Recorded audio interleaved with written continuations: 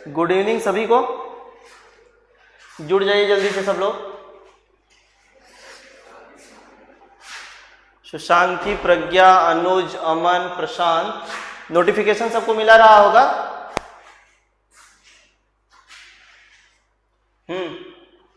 Text करो, class का notification सबको मिला रहा होगा आई थिंक।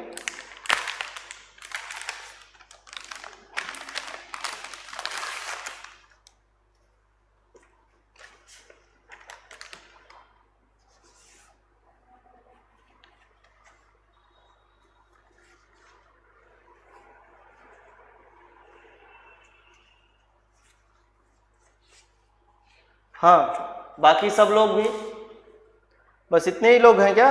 और सब कहाँ गए?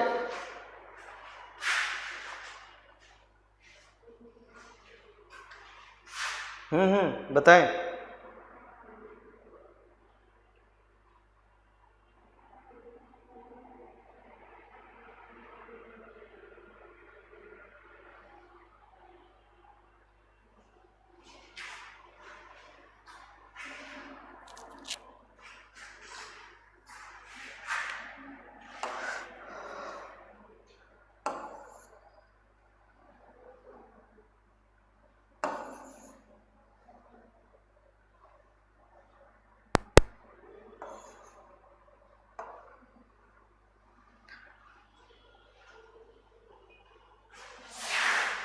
हेडिंग डालना है आपको,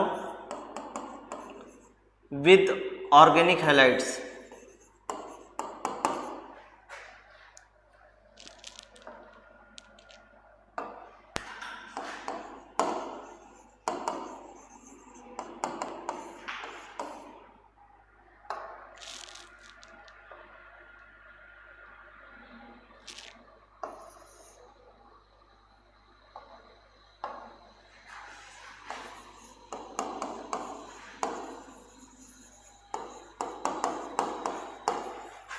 with organic halides, sp3 hybrid carbon पे किस तरीके से न्यूक्लियोफिलिक सब्स्टिट्यूट सो रहे हैं। हाँ, गुड आफ्टरनून। अच्छा, गुड इवनिंग बोल दिया था क्या मैंने सबको? अच्छा, वो फ्लो में निकल गया, मुझे लग रहा है, मुझे यही महसूस हो रहा था कि शायद शाम की क्लास है, तो इसीलिए जो है वो गुड इवनिंग जो है हो गया था। कोई बात नहीं, चलो, जो सो रहे हैं उनको सोने दो, जो जग रहे हैं वो क्लास करें। With organic halides, sp2 hybrid carbon पे न्यूक्लियोफिलिक सब्स्टिट्यूशन आपको बताया गया कि किस तरीके से कैसे होता है। अब sp3 हाइब्रिड ऑर्बिटल जो होते हैं उसमें ऑर्गेनिक हैलाइड्स जब हम यूज करते हैं ग्रिगनार्ड रिएजेंट के साथ में तब कैसे होता है, देन इपॉक्साइड अगर हम लेंगे तब किस तरीके से होगा। तो पहले ऑर्गेनिक हैलाइड्स का है कि किस तरीके से कैसे होता है, सिंपल सा इसका रिएक्शन है। ठीक, रिएक्शन ये है, जैसे हमने ये कुछ इस तरीके से ऑर्गेनिक हैलाइड ले लिया PHCH2Br करके, फिर उसके बाद में इसका रिएक्शन करा दिया CH3MgBr, ठीक, पार्शियल पॉजिटिव और ये पार्शियल निगेटिव। तो यहां से ये वाला पूरा पोर्शन कुछ इस तरीके से निकलेगा।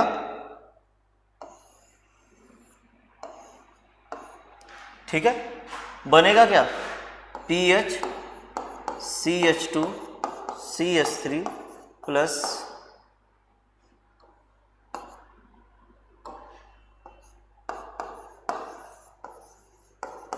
MgBr2।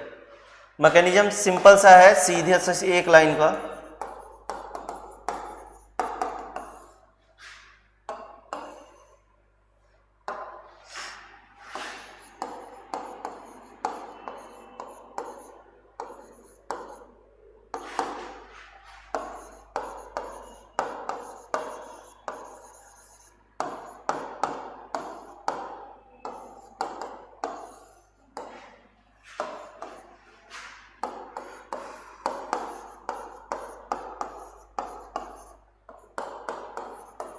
ये MgBr2 लिखना कंपल्सन नहीं है या कंपल्सरी नहीं है, आपको मेन प्रोडक्ट लिखना। सिंपल सा मैकेनिज्म है, ज्यादा कुछ टफ नहीं है इसमें।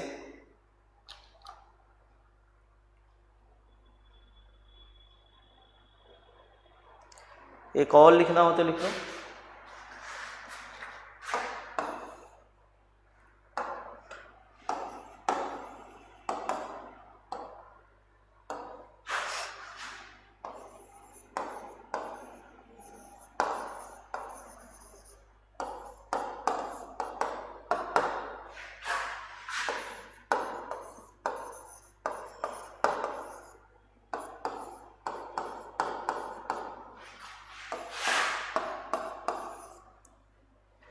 प्रोडक्ट बनाना है, इसका मैकेनिज्म भी लिखनी है, नोट करो जल्दी से।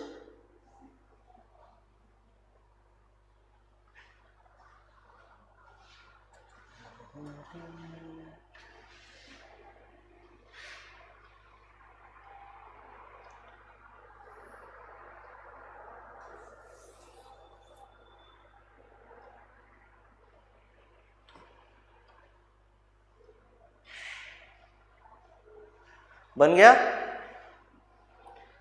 बन जाएगा?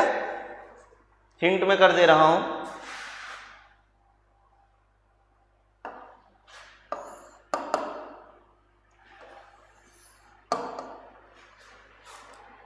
बन जाना चाहिए।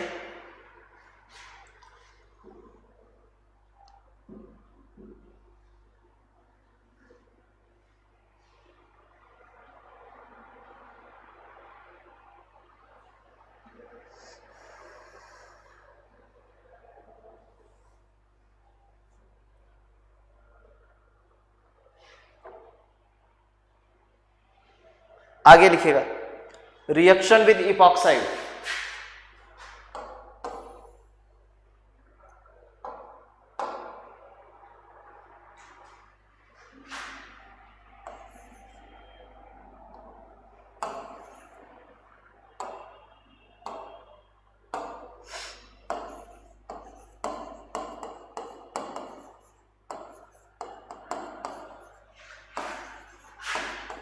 रिएक्शन विद इपॉक्साइड और ऑक्सीरेन, इपॉक्साइड और ऑक्सीरेन, इसमें 2 पॉइंट्स लिखने हैं, लिखिएगा। It is an example of SN2 mechanism. लिखिए, it is an example of SN2 mechanism, SN2 mechanism, SN2 mechanism. The stereochemistry of the reaction is, अगला point है, पहला point it is an example of SN2 mechanism, दूसरा point the stereochemistry of reaction is inversion of configuration, the stereochemistry of reaction is inversion of configuration. Next and last point है attack of nucleophile, attack of nucleophile from less hindered side, attack of nucleophile from less hindered side, less hindered side. Example,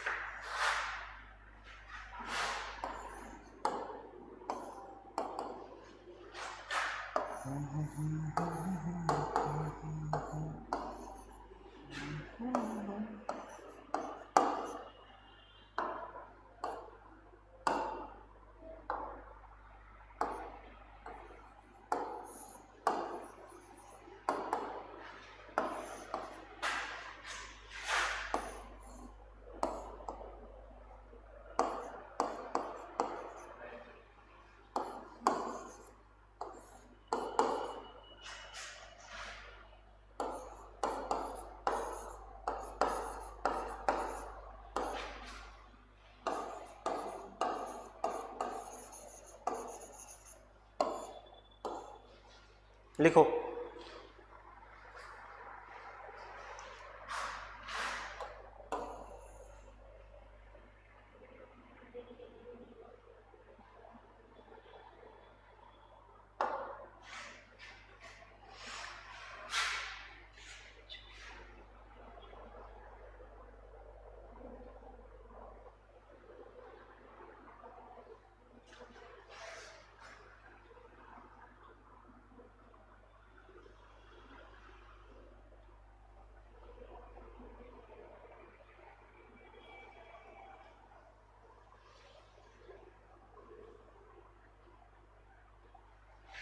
बन गया? एक और लिख लो।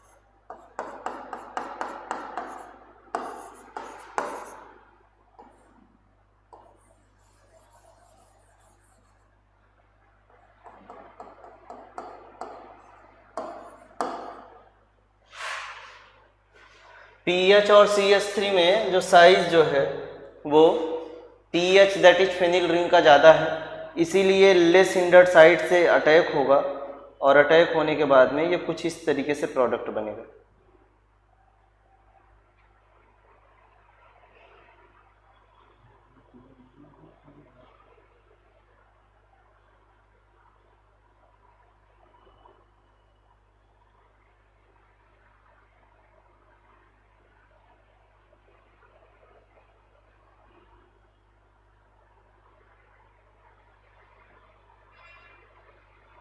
बन जाए तो test करो। सेकंड पॉइंट था the stereochemistry of reaction is SN2।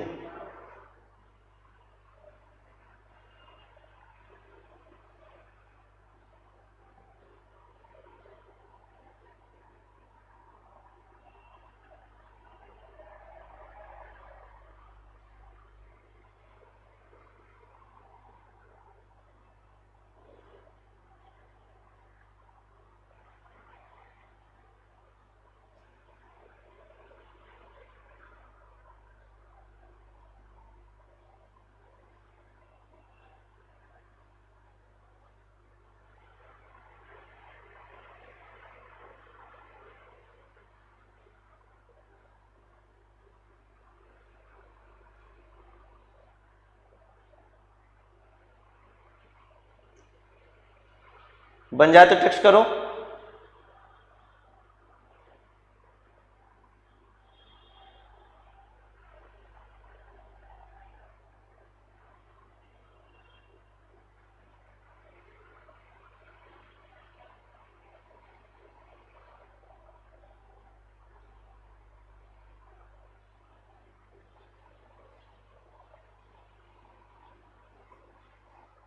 और बाकी लोग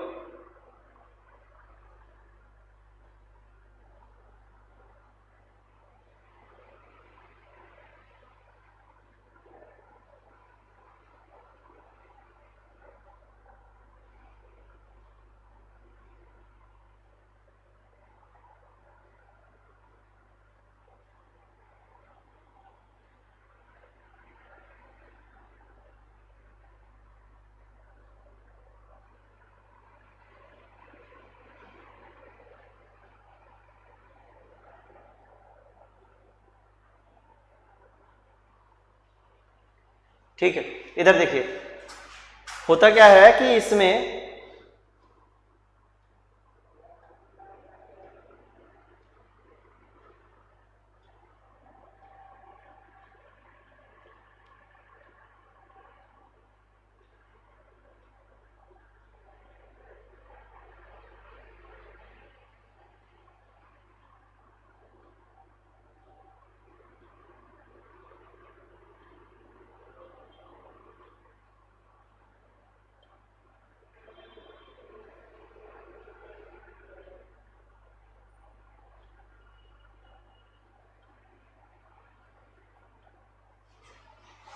देखिए इसके ऊपर वाले में आप देख रहे थे जो मैकेनिज्म आपको बताया गया कि ये इस रिएक्शन की सबसे बड़ी खासियत है, ये आपको सेकेंड ईयर में बताया गया होगा। इपॉक्साइड वाले में दो टाइप की रिंग ओपनिंग थी, वहां पे याद होगा आपको, एक एसिड कैटालाइज और एक क्या होता है, बेस कैटालाइज होता है। ग्रिग्नार्ड रिएजेंट से जब भी हम रिएक्शन कराते हैं SN2 रिएक्शन होता है, स्टीरियोकेमिस्ट्री जो होती है वो इन्वर्जन ऑफ कॉन्फ़िगरेशन होता है, और जो न्यूक्लियोफिलिक पार्ट है ग्रिग्नार्ड रिएजेंट का, the nucleophilic part of Grignard reagent always attacks from less hindered side. Less hindered side जो होगी उधर से ही अटैक करेगा।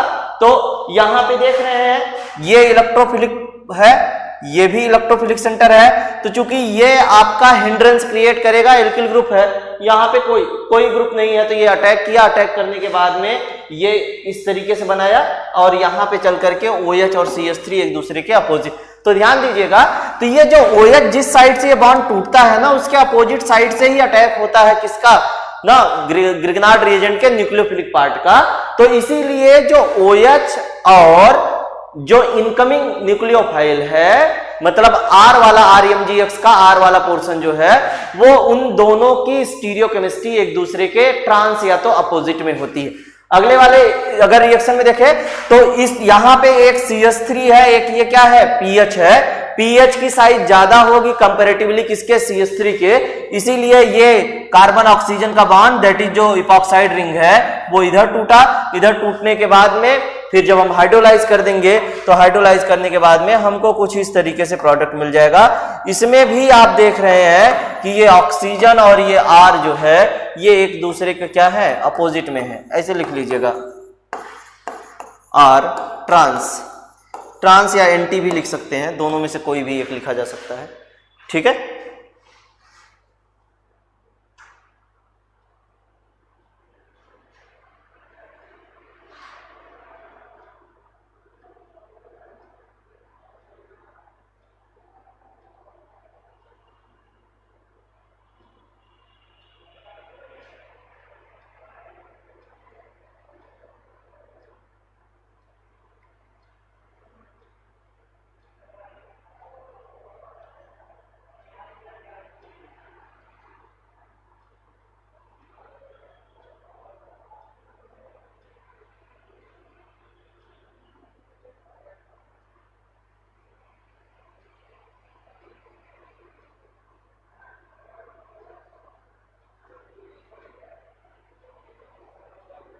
अगली हेडिंग डालेंगे reaction with ortho ester. Next heading है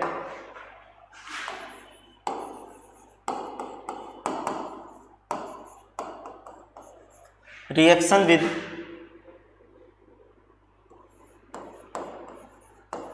ortho ester. Reaction with ortho ester, इसमें एक पॉइंट लिखना है, ortho ester reacts with Grignard reagent.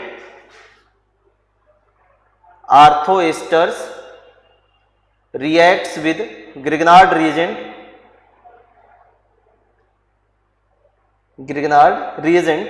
in the presence of MgBr2 magnesium bromide, in the presence of MgBr2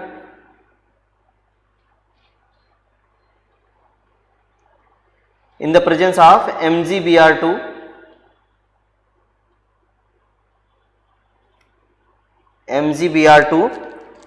as Lewis acid and gives corresponding carbonyl compound, and gives corresponding carbonyl compound.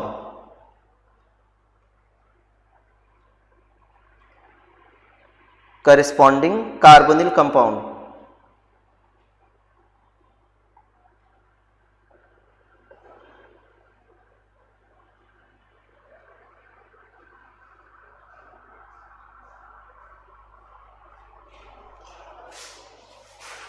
देखिए ortho ester का ये example है।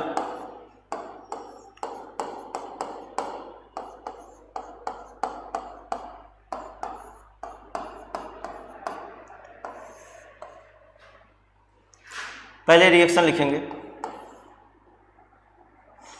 क्या होगा, CH3 MgBr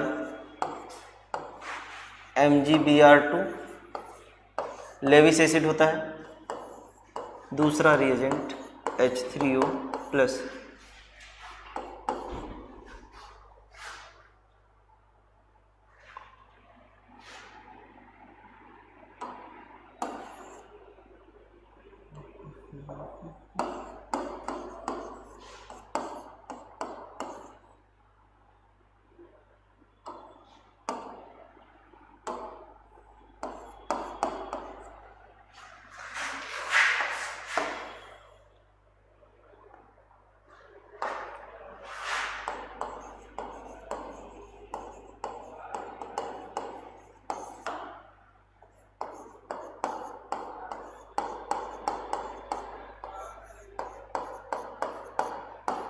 mechanism बनाते चलो साथ में।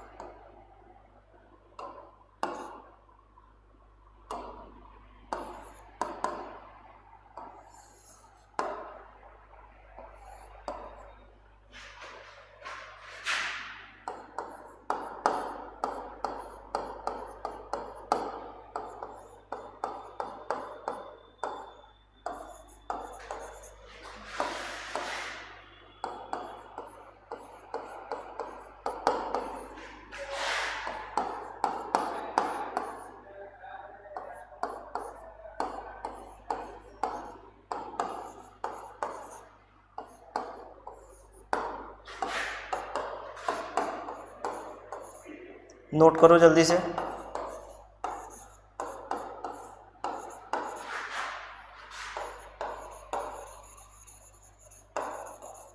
एल्डिहाइड नोट करिए, नोट करने के बाद टेक्स्ट करो।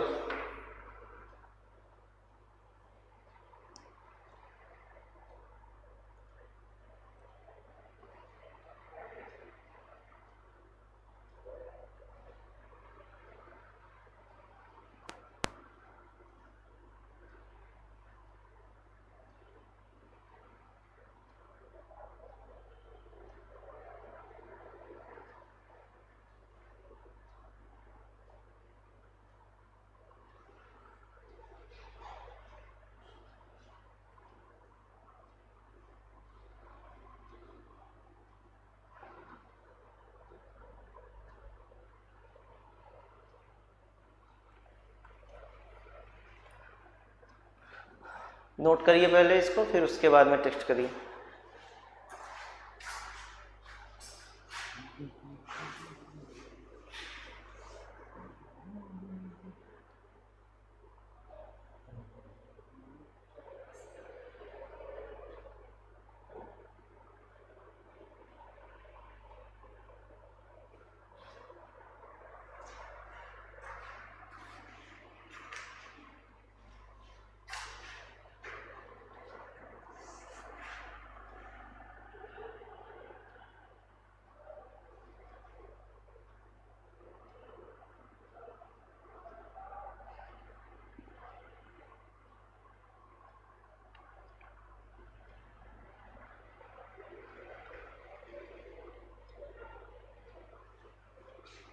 और बाकी लोग भी बताएं,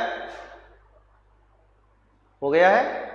ठीक है, देखिए समझिए, आर्थो एस्टर जो होता है ग्रिग्नार्ड रिएजेंट से रिएक्शन करने के लिए उसकी रिएक्टिविटी कम होती है, इसीलिए रिएक्टिव ज्यादा हो या प्रॉपर तरीके से रिएक्शन हो तो उसके लिए हम लेविस एसिड MgBr2 जो है यूज करते हैं।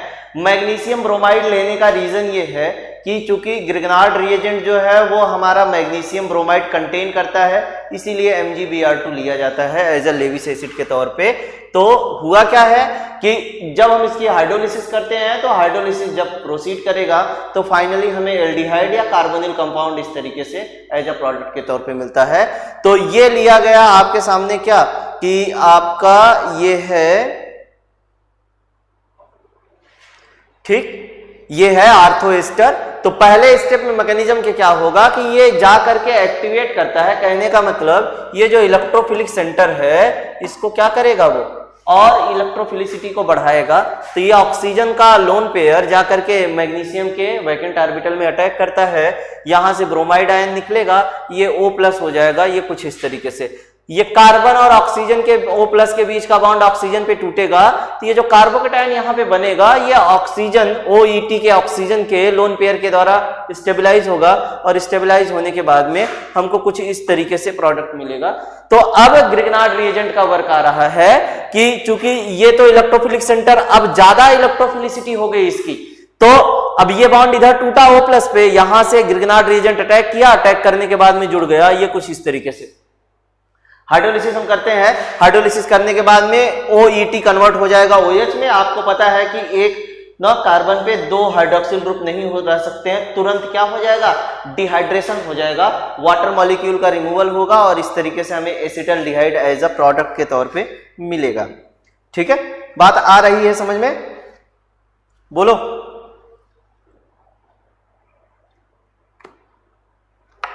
बताओ,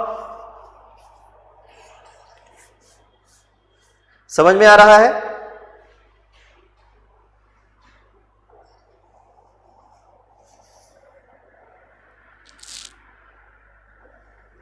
टेक्स्ट करो।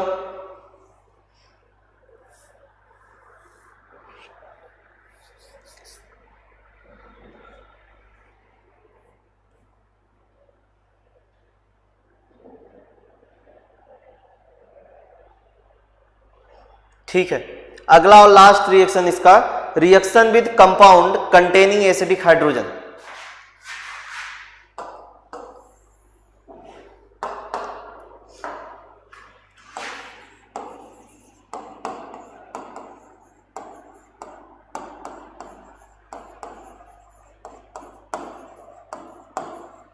Reaction with compound containing acidic hydrogen सबसे फास्ट रिएक्शन देता है। जैसे एल्कीन, एल्केन और एल्काइन की जब बात करते हैं तो जो टर्मिनल एल्काइंस होते हैं sp हाइब्रिडाइजेशन होने के कारण जो है परसेंट ऑफ यस कैरेक्टर ज्यादा होता है और उनका हाइड्रोजन बहुत ज्यादा एसिडिक होता है। तो जैसे हमारे पास में ये कुछ इस तरीके से अगर हमने टर्मिनल एल्काइन ले ली, इसका रिएक्शन किसके साथ में कराया जाए, CH3MgBr के साथ में कराया जाए, तो वो जा करके एसिडिक प्रोटॉन को बहुत तेजी से अब्स्ट्रैक्ट करता है, और अब्स्ट्रैक्ट करने के बाद में इनको कुछ ऐसे बना दो ताकि जो है ज्यादा बेटर तरीके से समझ में आए।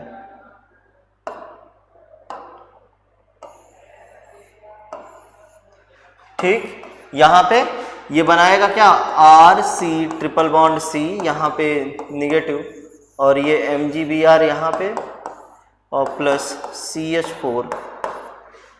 ठीक है, ध्यान दीजिएगा कि जब हम यहाँ पे CH3 MgBr लिखते हैं तो पार्शियल निगेटिव और पार्शियल पॉजिटिव लिखते हैं, क्योंकि CH3 में कार्बन जो है वो sp3 हाइब्रिडाइज्ड है, परसेंट ऑफ यस कैरेक्टर ज्यादा है, इसीलिए पार्शियल पॉजिटिव और पार्शियल निगेटिव आता है। जब हम sp हाइब्रिडाइज पे चलेंगे तो ऐसी कंडीशन पे यहां पर ना जो एल्काइन का sp हाइब्रिड कार्बन है तो परसेंट ऑफ यस कैरेक्टर ज्यादा हो जाने के कारण जो है ये क्या हो जाता है आपका, यहां पर हम ना पार्शियल न लिख करके कंप्लीट निगेटिव और कंप्लीट पॉजिटिव लिखते हैं, और CH4 जो है वो एज अ प्रोडक्ट के तौर पे हमें मिलता है। तो ग्रिग्नार्ड रिएजेंट से रिएक्शन कराने के बाद में एल्काइन या टर्मिनल एल्काइन का तो हमें एक नया ग्रिग्नार्ड रिएजेंट मिलता है, इसके साथ साथ में क्या मिलता है, hydrocarbon that is methane as a product के तौर पे मिलता है। ठीक है, नोट कर लो इसको। जितने भी रिएक्शंस पाए जाते हैं कंपैरेटिवली ये वाला रिएक्शन सबसे तेज होता है।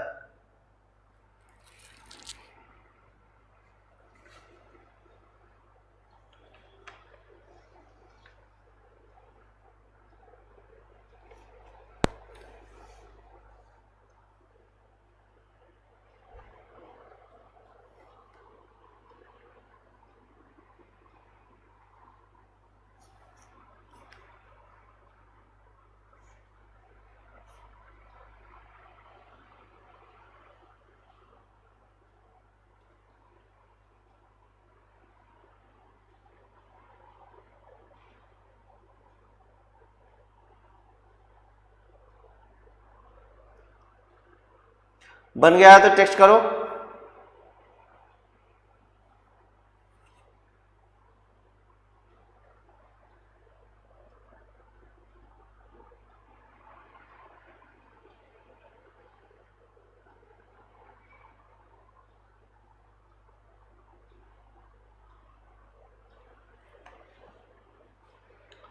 ठीक है, अगला जो कंपाउंड है इसमें पढ़ने के लिए वो है आर्गेनोलिथियम।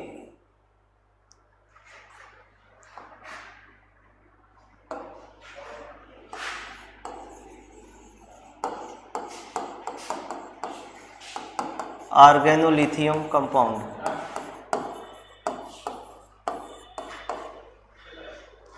Organolithium compound RLI।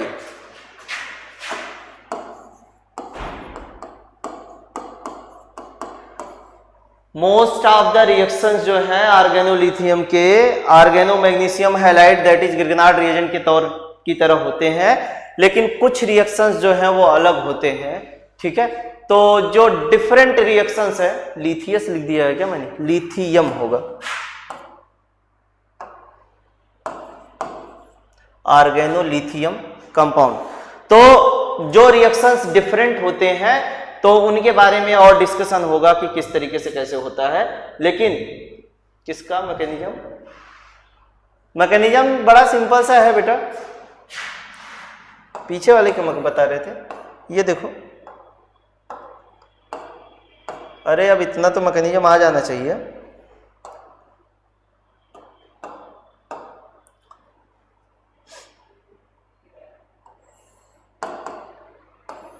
ये बाकी और आगे जो है बना ही है, CH4 बना लेगा। ठीक है, इसमें सबसे पहले हम देखेंगे प्रिपरेशन क्या है।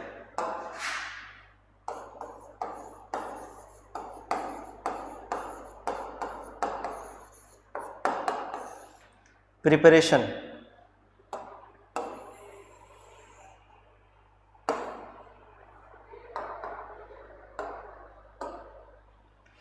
प्रिपरेशन लिखेंगे,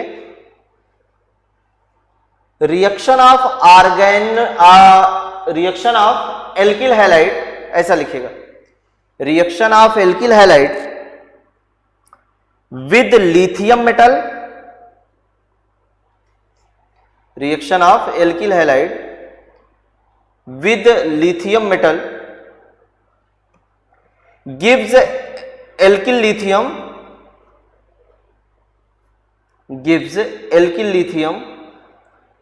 ROR ऑर्गेनोलिथियम कंपाउंड। सिंपल सा रिएक्शन है। क्या है? RX है, 2 लिथियम मेटल के साथ में रिएक्शन कराया गया तो RLi प्लस LiX बनता है। ईथर सॉल्वेंट होता है, -20 डिग्री सेल्सियस पे रिएक्शन कंडीशन होती है।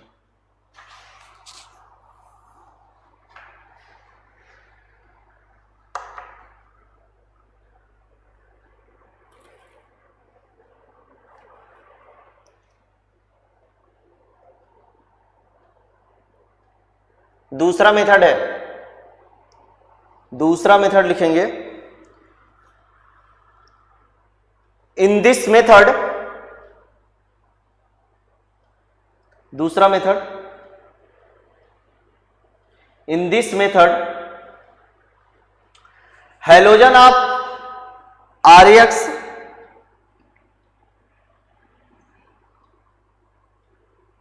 in this method halogen of RX replaced by another alkyl lithium reagent, replaced by another alkyl lithium reagent so that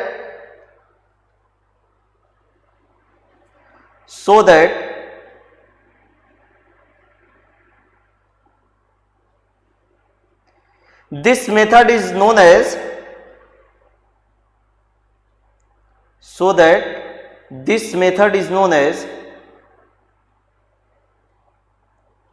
this method is known as halogen metal exchange reaction, known as halogen metal exchange reaction।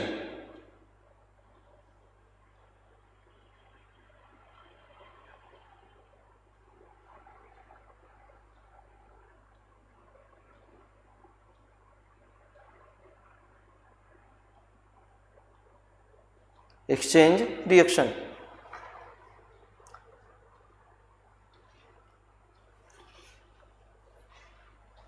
Halogen metal exchange reaction.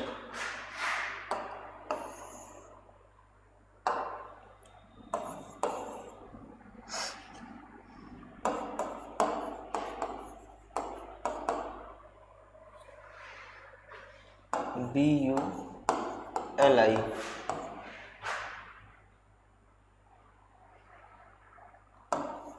PHLi plus Bu butyl bromide है।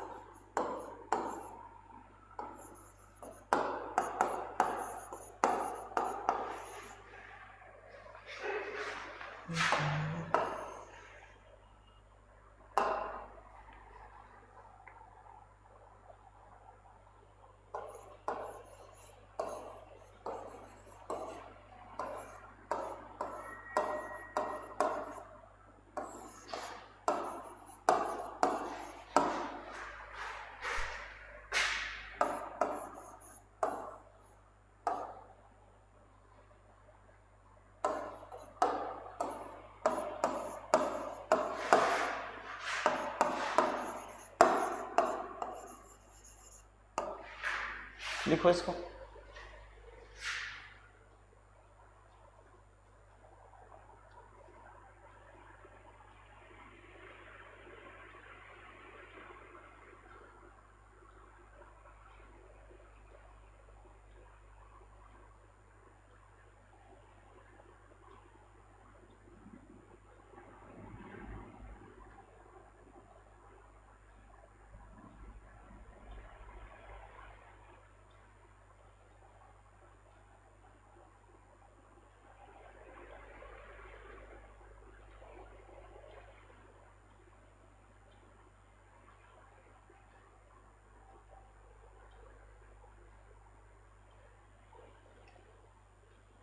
हो गया?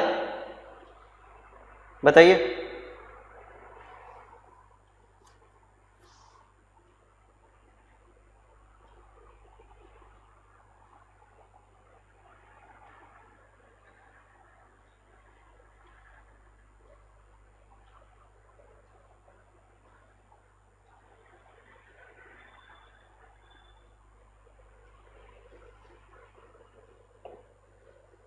देखिए होता क्या है कि इसमें हम एक एल्किल लिथियम से दूसरा एल्किल लिथियम मतलब नया एल्किल लिथियम रिएजेंट बनाते हैं।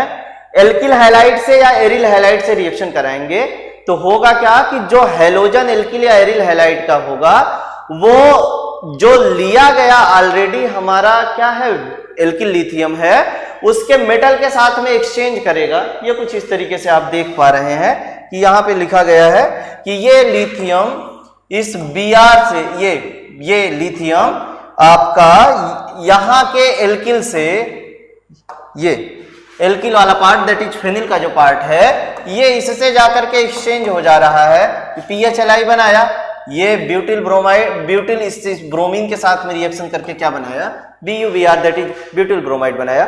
तो ये reaction basically a type of exchange reaction है जिसमें हैलोजन मेटल के साथ में एक्सचेंज होता है। ठीक है, यहां का ये हैलोजन ये मेटल के साथ में एक्सचेंज किया और बाकी रिएक्शन सेम उसी तरीके से है। ये इनसे मिलकर के ये BuCl बनाएंगे, यहां से ब्रोमाइड मिलकर के ब्यूटिल से क्या बनाएगा BuBr और जा करके हमें एक न्यू ऑर्गेनोलिथियम मिलता है, न्यू ऑर्गेनोलिथियम कंपाउंड मिलता है। ठीक है, बात आई समझ में? New organolithium compound. हाँ, ईथर जो है वो लेते हैं, ईथर सॉल्वेंट यूज कर सकते हैं।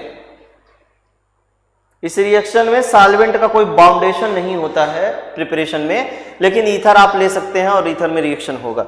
ठीक है, स्ट्रक्चर आपको लिखना है, हेडिंग डालेंगे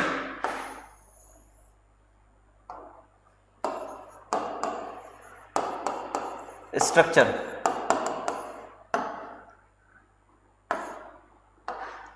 structure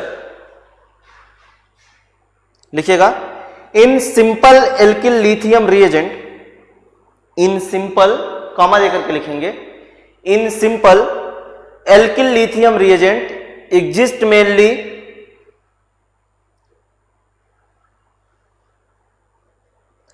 in simple alkyl lithium reagent exist mainly as hexamer, mainly as hexamer in cyclohexane या तो हाइड्रोकार्बन लिखेगा, in hydrocarbon solvent cyclohexane sorry hexamer in hydrocarbon solvent ऐसा लिखेगा,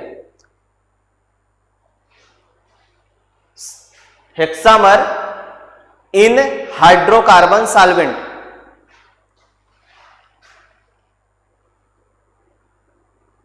फुल स्टॉप के बाद में इन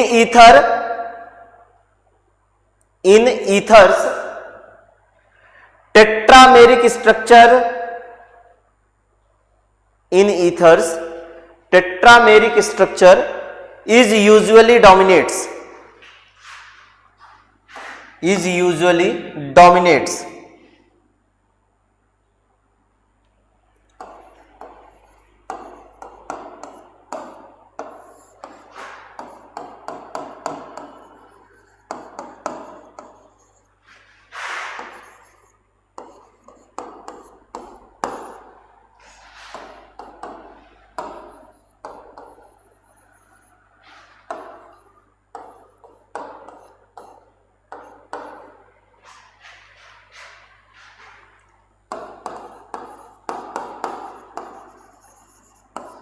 ये कॉम्पिटिटिव एग्जाम्स में पूछा जाता है काफी।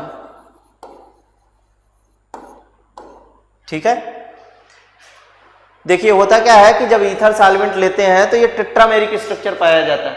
ठीक है, RLi टू द होल 4 करके बोलेंगे, फिर उसके बाद में यही करेंगे तो ना साइक्लोहेक्सेन या बेंजीन ऐसा कोई आप ले लीजिए हाइड्रोकार्बन का रिएजेंट, तो उसमें ये हेक्सामर के तौर पे पाया जाता है।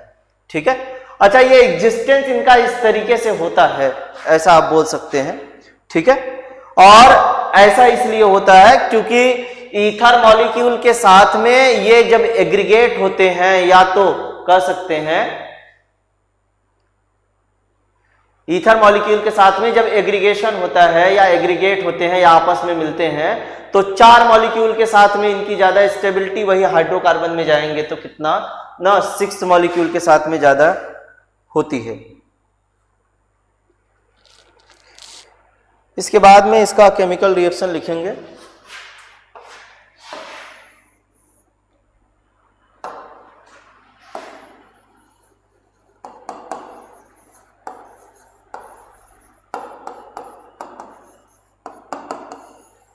केमिकल रिएक्शन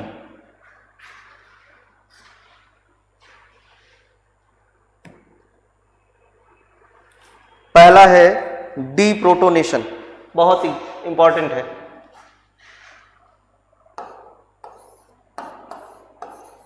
डीप्रोटोनेशन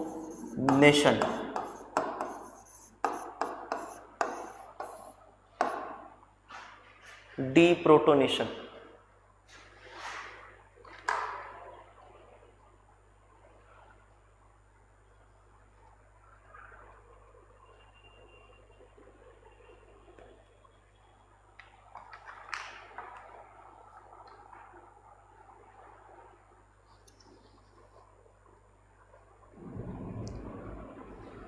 लिखेंगे हेडिंग इसमें, ब्यूटिल लिथियम डीप्रोटोनेट्स, एल्किल में भी खास करके जो है ब्यूटिल ग्रुप लिया जाता है।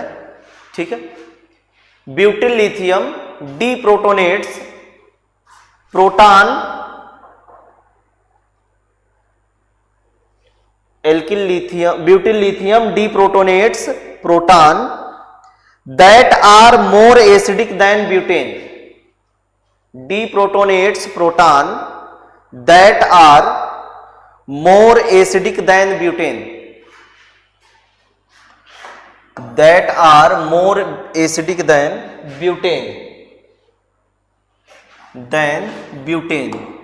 RH plus butyl lithium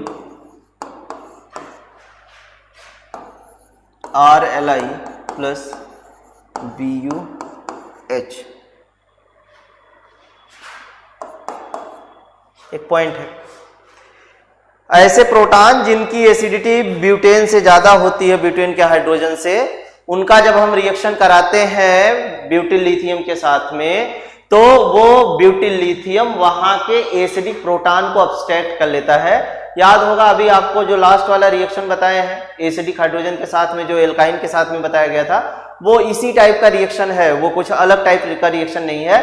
यही चीज जब हम एरोमेटिक कंपाउंड्स में जाते हैं, तो एरोमेटिक कंपाउंड्स में जब ऐसा कोई तो एरोमेटिक कंपाउंड में जाहिर सी बात है कि ब्यूटेन के कंपैरिजन में उनकी प्रोटॉन की एसिडिटी ज्यादा होगी, तो इसीलिए वो आर्थो वाला पोजीशन जो है, क्योंकि बहुत नजदीक होता है उस सब्स्टिट्यूएंट के कंपैरेटिवली, तो क्या करता है कि जब हम रिएक्शन कराते हैं ब्यूटिल लिथियम का किसके साथ में, एरोमेटिक कंपाउंड के साथ में जिसके पास में हाइड्रोजन होता है, तो वो आर्थो वाली पोजीशन से जाकर के हाइड्रोजन को हटाता है। ठीक, तो आर्थो वाली पोजीशन से जाकर के हटाएगा, तो इस रिएक्शन को हम आर्थोलिथिएशन बोलते हैं।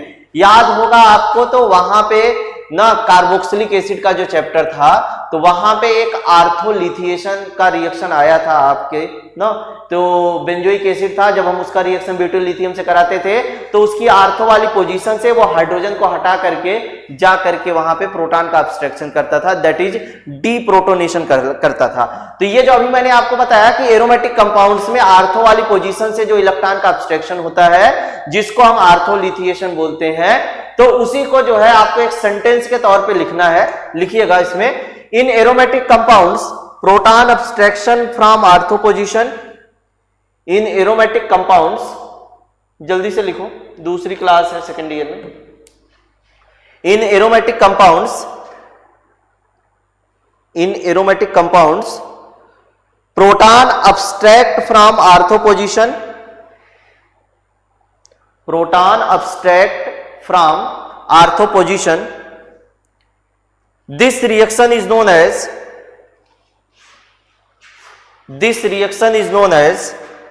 ortholithiation. This reaction is known as ortholithiation. बहुत से एग्जाम्पल है इसमें एरोमेटिक कंपाउंड के.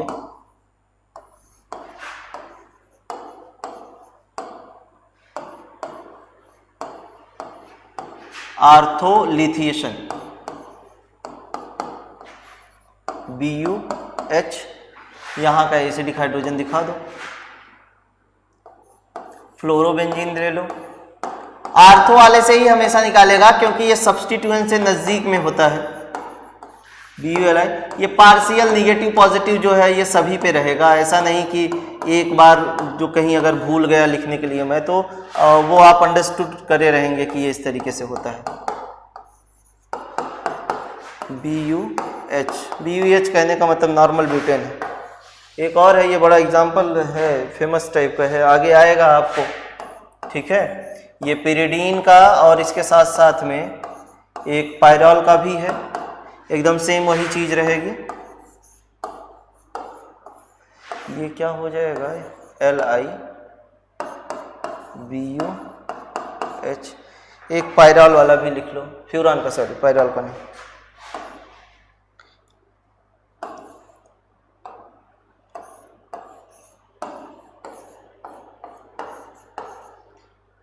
फ्यूरान नाम है इनका. आगे आएंगे हेट्रोसाइक्लिक कंपाउंड में पढ़ने के लिए, बहुत फेमस से है ये.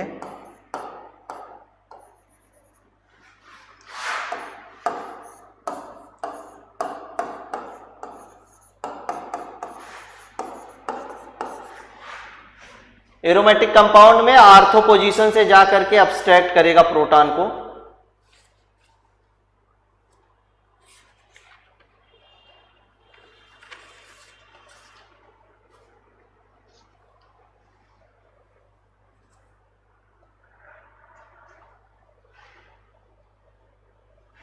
ठीक है, बन जाए तो टेक्स्ट करो.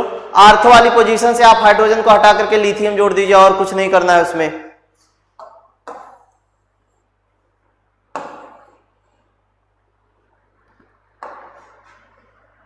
अगली हेडिंग डालेंगे, न्यूक्लियोफिलिक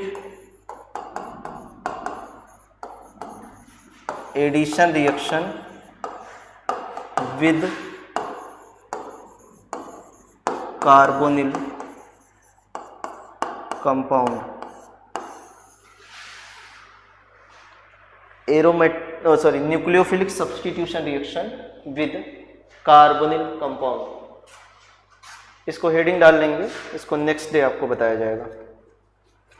आज के लिए इतना ही. ठीक है, अगले वाले दिन आपको बताएंगे.